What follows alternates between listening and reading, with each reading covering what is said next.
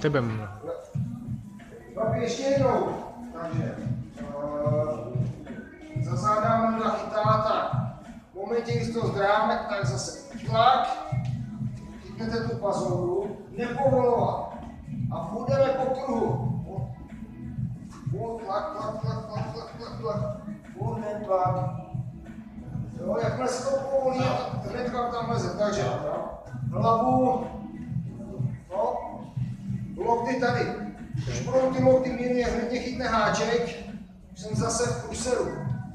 Takže jakmile tak, drháme ty lokty u těla a tady. Jo, zase ne tohle, on se hnedka točí ke mně. Hned, ano, tak, spíš se myslel k ní. No, přesně. A mám ho v pasovačce zase, jo. Takže cvak, a hned vytáhnout rameno, hned.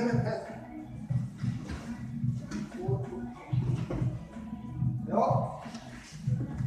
Takhle, tak pojďte ještě jeden.